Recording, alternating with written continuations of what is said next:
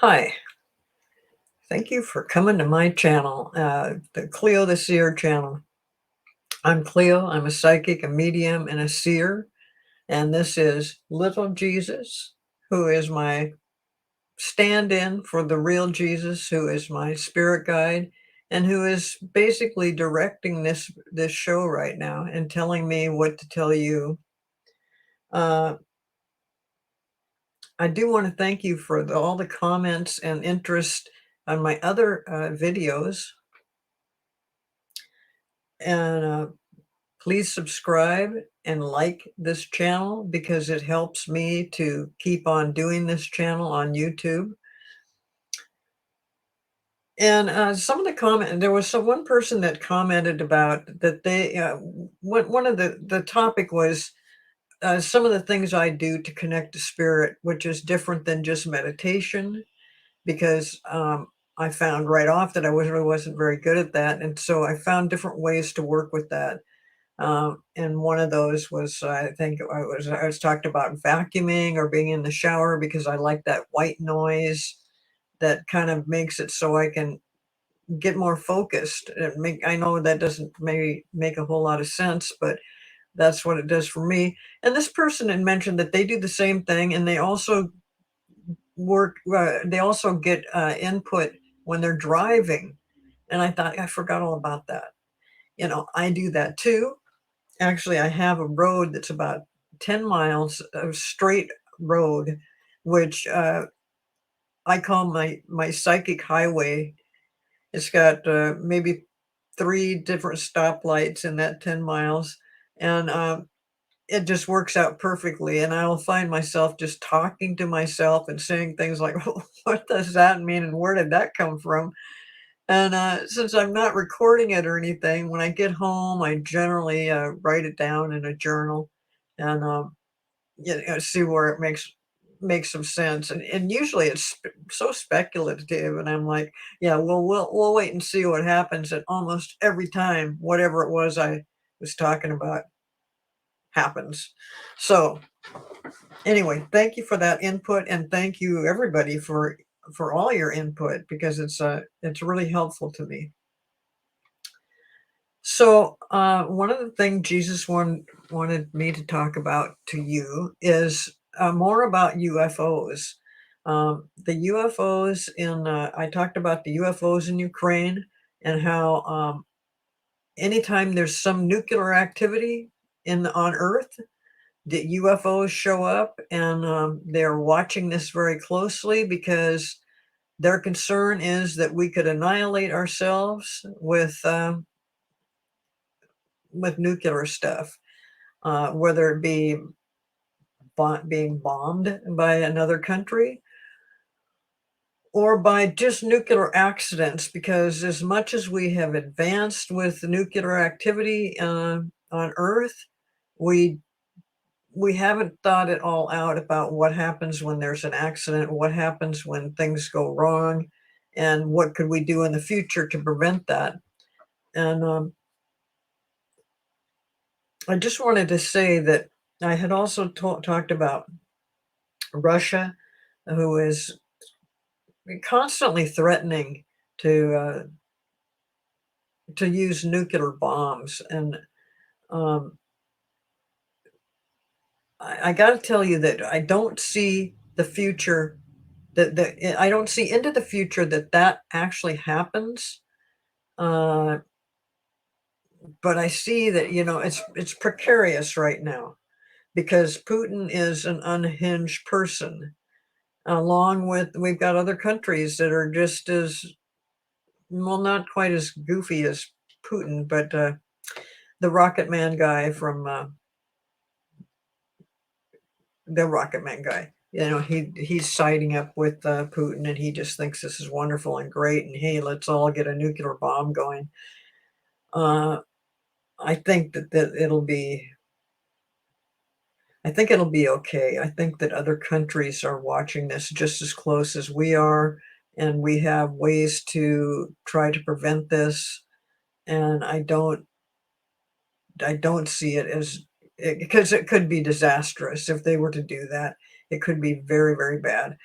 So anyway, I just wanted to come back out and say that I don't see it happening, but that's what UFOs are watching our world with. They're just as soon as these things happen, you will see, you will hear reports, if they bother to report it, that the UFOs are out there, and they're trying to do is uh, gauge the severity of something. Like if Putin wanted to drop a bomb, they will do everything they can to get them to think about doing something else. That's just not necessary. It's like interference, but they can't actually stop it. They can't actually stop it. Period. They can't actually stop it. Uh, so we can't depend on them to save us, but they will do what they can to kind of cause interference. And that was my point about UFOs for current day UFOs. Now, what I want to talk about, or what they want me to talk about, is what happened in ancient Egypt with UFOs. Um, I know that, the many amazing things that have come out of ancient Egypt, particularly the pyramids and other artifacts that have shown up over time, or it just there's no explanation for it. We don't know what it was used for. We don't know where it came from. The precision of certain things is just remarkable. And how did the ancient Egypt, how did the Egyptians of that era uh, figure all this stuff out? How did they do this, and what were they doing? And of course, they must have had help, right? They must have had UFOs. Aliens would come in and help them to do this, because how else could they know all these things? Like, the fact that the Great Pyramid is in the center of the earth, that it is uh, the way the structure was built, it was just so perfect. And with the other little satellite pyramids that coincided with the constellation of Orion. And how could all of these things come about this way? And how did they build it in the first place? I mean, these things were made of block that weighed tons. Um, and the blocks weren't even in size, like say a brick or a concrete block would be, but they managed to cut these blocks out of the quarry and haul them 500 miles down to where the pyramids were being built. And the architecture and the craftsmanship that went into the pyramid is just amazing. So they must have had help from somewhere, and they did, but it was not UFOs. I know that's disappointing. But the aliens the aliens were around. The aliens were there. I'm not saying that they didn't come down and talk to them or do any of these things, or that they didn't add to some of these other mysteries out there. But the actual building of the pyramids, and a lot of the structures, and all the language, and the belief system of the Egyptians. I mean, we see some of their art that it looks like they definitely had a connection with UFOs, but that is not where their knowledge came from.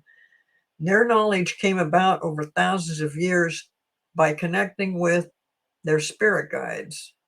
I guess the spirit guides just want some credit now, because it's through them that and through them, and then just their desire to progress, to have that whole civilization, which lasted, it's the oldest and longest lasting civilization that we know of on earth. So these people were constantly looking at the sky, and they had a belief system about uh, their life in general. I mean, life for an Egyptian was a journey, and it didn't end in death, that their soul carried on. So this belief of of they're so entrenched in this belief about life and death and what they were supposed to be doing that it makes it so amazing how all this comes together for them. And I mean, their belief is not so far off from, at least from what I believe. Um, but it wasn't just a select few. It wasn't just a religion. It was all over spirituality that ran for thousands of years. So the fact that the way the pyramids were built and their connection with the guides are totally related to one another. Uh, One thing the spirit guides did is they helped them learn about math. The only way that they could do what they did is mathematically. They had to figure it out mathematically. I mean, how did they end up at the center of the earth? And why was that important to have a connection with the constellation of Orion? And how did they cut all these stones? And how did they do all this stuff? Well, part of that was they learned how to utilize Earth's magnetic energy to help move those stones. Now, do I know exactly how they did that? No. If I would, if I did, I'd be a genius. But yeah, they did figure out ways. It looks like levitation. I don't know that it was actually levitation to move those things, but it had to do um, with the Earth's magnetic field, and that information, that knowledge came from many, many people connecting with spirit guides and putting, it wasn't like it took, probably 1,000 years to get to this point, um, to where they could finally understand what was going on. What they wanted to do is to be as close to the heavens as possible. And the Great Pyramid, partly what it was used for, it was their connection to the hereafter. It was their connection to the gods, because they believe in multiple gods. And it was also their purpose in life, that was to be revered. When somebody passed away, they were going somewhere else. They were gone from this earth. Their body was gone, but their soul moved on, and they would be back. Reincarnation. So um, the math comes in with, still, it's just amazing to me how they figured all this out. But they figured it out. I mean, they surveyed the land. They spent at least, they talked that maybe it took 20 years to build the Great Pyramid. Um, I do think it took less than that, but it took probably at least 10 years of planning. And so they had a direct purpose for all of this. And another thing that they had come up with was they found that they made a closer connection to spirit. They didn't call it that, but they made I'm calling it that so you can understand what they were going through. They made a better connection with spirit when they were in a space within a pyramid. And, like we've always talked about, well, we haven't always, but we're talking about pyramid power, and that just being in that structure of a enclosure made in the shape of a pyramid is powerful in itself. But when they did the Great Pyramid, that was like the ultimate power. Um, and that was part of the purpose of having it lined up the way it is. I also believe that the pyramids were a power plant, a power station, and I won't get into why I thought they should do things with why they were doing things with a power plant, but I do believe that it was a power plant. It was so many things. It was also an area to,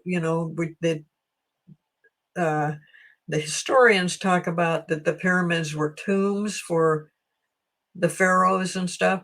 I think that they indeed did place uh, the deceased person in the Great Pyramid at some point in time because of the power that is within that structure to help move that soul to the stars.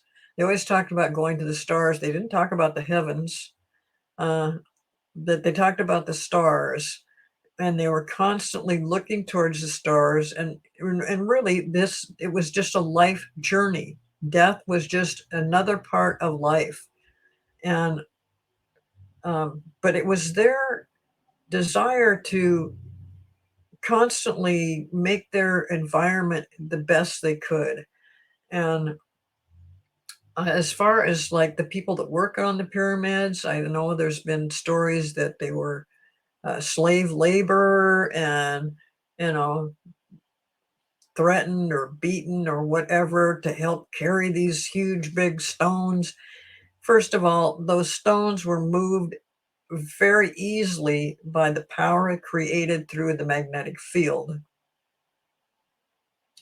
The workers were regarded they had the highest regard for all their workers. Those people were taken care of, they were fed, they were housed, they were any kind of medical needs that this was really an, a civilization working together for the good of all. And it's a shame that we don't have more knowledge about that because it's really the way we would all hope that we could live. So this this in particular was just an amazing time, amazing civilization, and you can see it in all their art and in their writings and their language was I can't remember the word hieroglyphic graphics. See, I just lost touch. Just lost it with the English language all of a sudden. um, but anyway, I mean, everything that they were doing was to work together to make things the best they could. And during the time before and after, once the pyramids were built, um, that was a huge oasis. Um, and, it was known that the Nile River flooded annually, and that made it the perfect environment to grow their crops. And, and like I said, the place was an oasis, so they had trees and, it was just a beautiful, beautiful area. And um, after over time, that area, they based their seasons on the flooding of the Nile. They had the flooding, the harvest, the planting, the harvest, and the flooding. So, and that went on for, oh, that went on for a long 1,000 years, and it was perfect. And nobody ever thought that it was going to be at one point. At one point, it did its usual flooding, and then over a period of 100 years, the area totally flooded. And so everybody was moved out of the area. And um, within the next 200 years, everything that really had gone on there, and because the area was now flooded and the people that were left at the time had no memory of it, um, unfortunately, all a lot of the uh, a lot of things that would have helped us to understand what had happened there, not with the flooding, but how they perfected their construction of these pyramids and why they wanted those pyramids. Those kinds of things are not there anymore. The plans, they got ruined by the floods. On the other hand, it looks like a lot of those pyramids were so well built that they did not flood internally. I don't know that for a fact, but it feels like that they did not flood internally. Um, and when you're talking about tombs and stuff, they did use the pyramids as tombs, um, but not that was not the main focus. You just wouldn't go through something like that. The main focus of the uh, Great Pyramid and the satellite pyramids was a multiple reasons of why they did that, multiple things that they could create from um, that pyramid. Plus the idea that when you're in that kind of a structure, it takes you to a different level. Um, it's a different energy, and that again is where spirit guides worked with the Egyptians. But it was obviously way before that because they had to figure out how to make the pyramids in the first place. So it was really it's really all about the math. They had to learn about the math. They knew exactly where to put that pyramid, so they had to survey the land somehow. And again, all of this, the math in conjunction with the magnetic field of Earth and and the stars in the sky and the constellations, that was the mainstay of ancient Egypt. And as far as the age of that Great Pyramid, when when Cleopatra, and I don't know when the years were that Cleopatra was around, but when Cleopatra was around, these pyramids were already ancient. And then later on, when the whole area flooded and everybody dissipated, they just went out elsewhere, and a lot of that's the lost technology.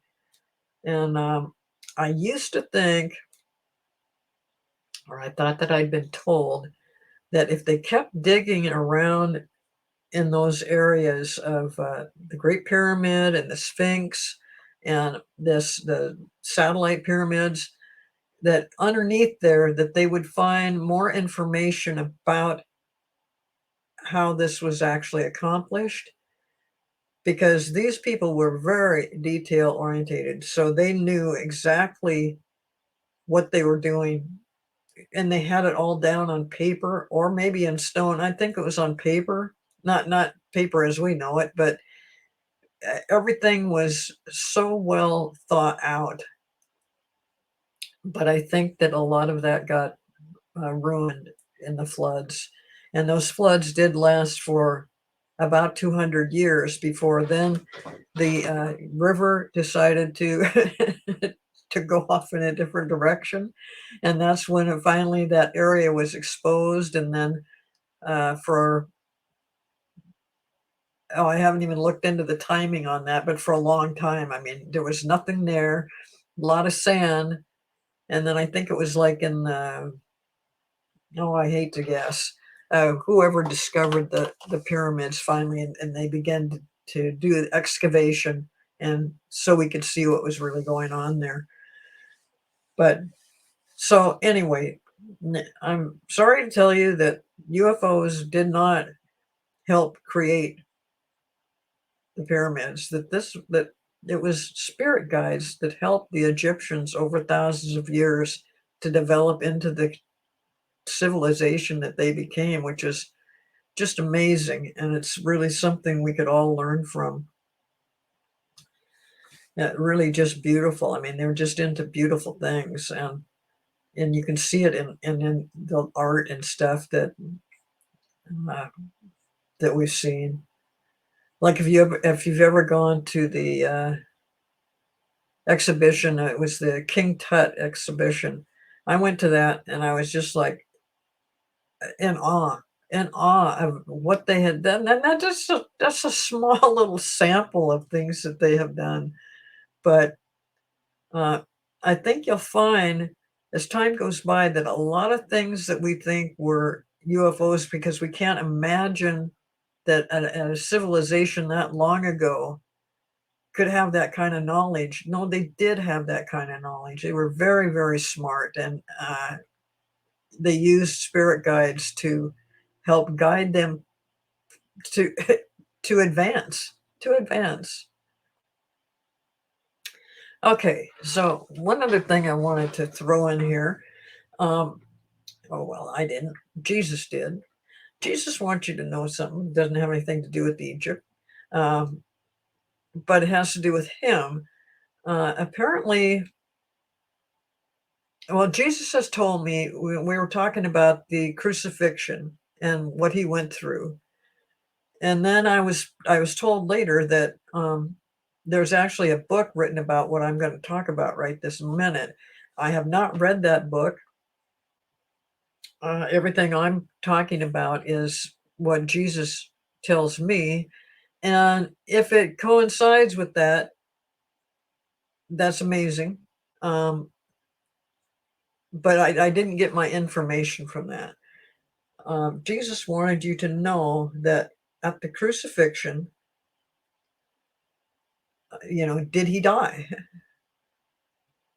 Well, he says yes and no. He says his heart stopped, but he was resurrected by God. And the story he tells me is that he was indeed taken to a cave. He was covered in a linen cloth that is now known as the Shroud of Turin, I believe. And in that shroud is an impression of a person that was not alive. And the reason that impression came up like that, it's the only, uh, there is nothing else like it on earth. You will not find another shroud. This is the real thing. And the imprint on that, it wasn't by design, but it had to do with the energy that God put into Jesus to survive the crucifixion. So, yes, he did. He was laying on that slab.